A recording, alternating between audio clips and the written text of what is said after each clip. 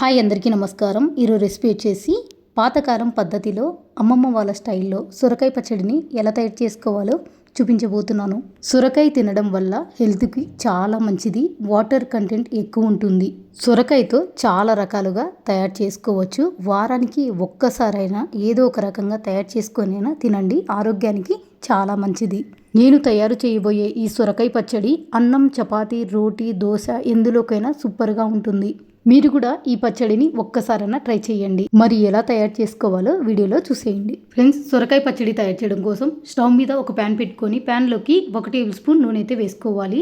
నూనె వేడవగానే ఇందులోకి 1 కప్పు పల్లీలను వేసుకొని మంట సిమ్లోనే పెట్టుకొని కలుపుతూ దోరగా వేయించుకోవాలి. పల్లీలు మాడిపోయినా సరిగ్గా వేయించకపోయినా పచ్చడి అనేది అంత బాగుండదు. కాబట్టి మంట సిమ్లోనే పెట్టుకొని పల్లీలను బాగా కలుపుతూ దోరగా పల్లీలని వేయించుకోవాలి. పల్లీలన్నీ ఇలా దోరగా వేగిన తర్వాత ఇందులోకి పచ్చడిలోకి కారానికి తగ్గట్టుగా ఒక 12 వరకు అయితే పచ్చిమిరపకాయలను వేసుకుంటున్నాను.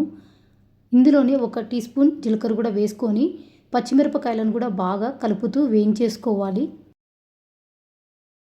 పల్లీలు, పచ్చిమిరపకాయలు, జీలకర్ర అంతా బాగా వేయించుకున్న తర్వాత వీటినన్నిటిని ఒక ప్లేట్లో తీసుకొని పక్కన పెట్టుకోవాలి. సేమ్ అదే ప్యాన్లోకి కొద్దిగా నూనె అయితే వేసుకోండి. నేనైతే ఇక్కడ వేయటం లేదు. ఇందులోకి 1 కప్పు సొరకాయ ముక్కలను వేసుకుంటున్నాను. పైనంతా తొక్కు తీసేసుకొని కట్ చేసుకొని వేసుకోవాలి.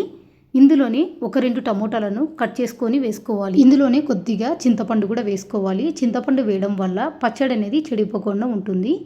అలాగే 1 పావు టీ స్పూన్ పసుపు కూడా వేసుకొని అంత బాగా కలిసేలాగా కలుపుకోవాలి. ఈ పసుపు సొరకాయ ముక్కలకు, టమోటాలకు అంత బాగా కలిసేలాగా కలుపుకున్న తర్వాత మంట సిమ్లోనే పెట్టుకొని ఈ ప్యాన్కి మూత పెట్టేసుకొని మధ్య మధ్యలో కలుపుతూ ఒక 2-3 నిమిషాలు ఈ సొరకాయ ముక్కలను మెత్తగేంత వరకు మగ్గించుకోవాలి. చూసారు కదా, సొరకాయ ముక్కలు, టమోటాలు ఇలా మెత్తగైన తర్వాత ఇప్పుడు స్టవ్ ఆఫ్ చేసుకొని ఈ ప్యాన్ పక్కన పెట్టుకుందాము. తర్వాత మిక్సీ జార్లోకి మనం ముందుగా వేయించి పెట్టుకున్న పల్లీలు, పచ్చిమిరపకాయలు, జీలకర్రను మిక్సీ జార్లోకి వేసుకోవాలి. ఇందులోనే పచ్చడికి సరిపడా సాల్ట్ అయితే వేసుకోవాలి. వేసుకొని మెత్తగా మిక్సీ పట్టుకొని తీసుకోవాలి. ఇలా పల్లీలు, పచ్చిమిరపకాయలు ఇలా మెత్తగా మిక్సీ పట్టుకున్న తర్వాత ఇందులోకి మనం ముందుగా వేయించి పెట్టుకున్న సొరకాయ ముక్కలు, టమోటాలను కూడా వేసుకొని మరీ మెత్తగా కాకుండా నేను ఇక్కడ చూపిస్తున్నట్టు ఈ విధంగా అయితే మిక్సీ చేసుకోండి. అప్పుడే పచ్చడి టేస్ట్ అనేది చాలా బాగుంటుంది. ఇలా పచ్చడిని మిక్సీకి ఈ విధంగా వేసుకున్న తర్వాత ఈ పచ్చడి అంతా ఒక బౌల్లోకి తీసుకుందాము. ఇలా పచ్చడి అంతా ఒక బౌల్లోకి వేసుకున్నాక ఈ పచ్చడికి పోపు అయితే తయారు చేసుకోవడం కోసం స్టవ్ మీద ఒక చిన్న కడాయి పెట్టుకొని కడాయిలోకి 2-3 టేబుల్ స్పూన్ల వరకు అయితే నూనె వేసుకొని వేడి చేసుకోవాలి. ఇలా నూనె వేడవగానే ఇందులోకి 6-7 వరకు వెల్లుల్లిని పొట్టు తీసేసుకొని వేసుకోవాలి. ఇందులోనే ఆవాలు, జీలకర్ర, మినపప్పు కూడా వేసుకోవాలి. తర్వాత 1 ఎండుమిర్చి కూడా వేసుకొని మంట సిమ్లోనే పెట్టుకొని ఇవన్నీ బాగా కలుపుకుంటూ దోరగా వేయించేసుకోవాలి. పోపు దినుసులు అలాగే వెల్లుల్లిని కూడా దోరగా వేయించుకోవాలి. చూసారు కదా, పోపు దినుసులు, వెల్లుల్లి ఈ విధంగా దోరగా వేగిన తర్వాత ఇందులోకి కొద్దిగా కరివేపాకు కూడా వేసుకొని కలుపుకొని స్టవ్ ఆఫ్ చేసుకోవాలి. ఈ పోపుని ముందుగా తయారు చేసి పెట్టుకున్న పచ్చడిలోకి వేసుకొని కలుపుకోవాలి. అంతేనండి, ఎంతో సింపుల్గా చాలా టేస్టీగా సొరకాయ పచ్చడి అయితే రెడీ అయిపోయింది. తప్పకుండా ఒకసారి ట్రై చేసి చూడండి. ఈ పచ్చడి వేడి అన్నంలోకి కొద్దిగా నెయ్యి వేసుకొని కలుపుకొని తింటుంటే నిజంగా చెప్పాలి అంటే ఈ అన్నం అంతా కడుపు నిండా తినేయచ్చండి తృప్తిగా. అంత బాగుంటుంది, కమ్మగా. ఎన్ని కూరలున్నా సరే ఇలాంటి ఒక పచ్చడి ఉంటే చాలండి, నిజంగా తృప్తిగా కడుపు నిండా తినేయచ్చు. నాలాగా పచ్చడి అంటే మీలో ఎంతమందికి ఇష్టమో కామెంట్ చేయండి. ఫ్రెండ్స్, మరి ఈ పచ్చడి మీరు కూడా ట్రై చేసి ఎలా వచ్చిందనేది కామెంట్లో షేర్ చేయండి. ఎంతో కమ్మగా నోరూరించే నువ్వుల పచ్చడిని ఎలా తయారు చేసుకోవాలో చూపించబోతున్నాను. ఈ పచ్చడి వేడి అన్నంలోకి వేసుకొని కొద్దిగా నెయ్యి వేసుకొని కలుపుకొని తిన్నారంటే నోటికి కమ్మగా చాలా రుచిగా ఉంటుంది. ఈ పచ్చడి అన్నంలోకి కాదు, దోశ, ఇడ్లీ, వడ, పూరి ఇలా ఎందులోకైనా సూపర్గా ఉంటుంది. ఒక్కసారైనా ట్రై చేసి చూడండి. ఫ్రెండ్స్, నువ్వుల పచ్చడి ఎలా తయారు చేసుకోవాలో వీడియోలోకి వెళ్ళి చూసేయండి. నువ్వుల పచ్చడి తయారు చేయడం కోసం స్టవ్ మీద ఒక ప్యాన్ పెట్టుకొని ప్యాన్లోకి 1 కప్పు నువ్వులను వేసుకొని మంట సిమ్లోనే పెట్టుకొని ఈ నువ్వులను కంటిన్యూగా కలుపుకుంటూ దోరగా వేయించుకోవాలి. నువ్వులు మాడిపోయినాయంటే చట్నీ కూడా చేదొచ్చేస్తుందండి. కాబట్టి మంట సిమ్లోనే పెట్టుకొని కంటిన్యూగా కలుపుకుంటూ వేయించుకున్నారంటే అన్నీ ఈవెన్గా బాగా వేయించుకోవచ్చు. చూసారు కదా, నువ్వులు ఎక్కడ మాడిపోకుండా ఈ విధంగా వేయించుకోవాలి. ఇలా వేయించుకున్న ఈ నువ్వులను ఒక ప్లేట్లోకి తీసుకొని పక్కన పెట్టుకుందాము.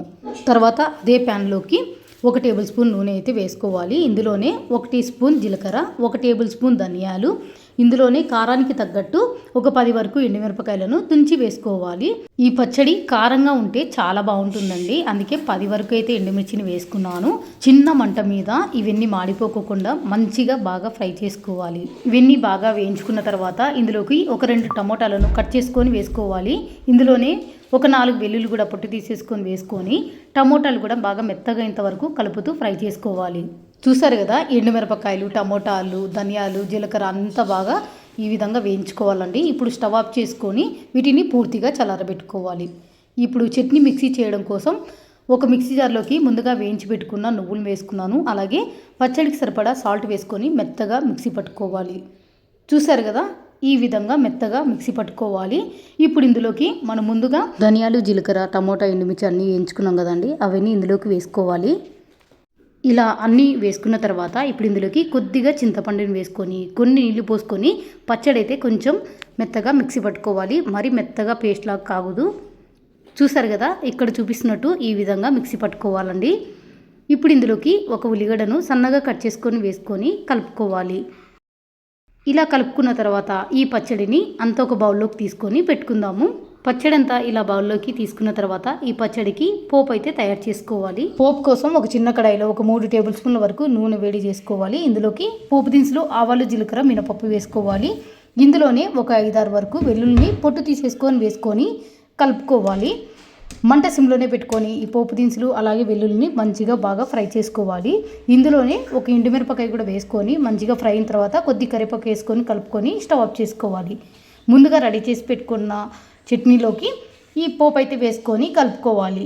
అంతేనండి, ఎంతో టేస్టీగా నూరించే నువ్వుల పచ్చడి అయితే రెడీ అయిపోయింది. తప్పకుండా ట్రై చేయండి. వేడి అన్నంలోకి కొద్దిగా నెయ్యి వేసుకొని ఈ పచ్చడి వేసుకొని కలుపుకొని తిన్నారంటే నోటికి అద్భుతంగా చాలా రుచిగా ఉంటుందండి. నిజంగా తప్పకుండా ఒకసారి ట్రై చేసి చూడండి. హెల్త్కి కూడా చాలా మంచిదండి. నువ్వులు వేసుకొని చేసుకుంటాం కాబట్టి హెల్త్కి కూడా చాలా మంచిది. తప్పకుండా మీరు కూడా ట్రై చేయండి.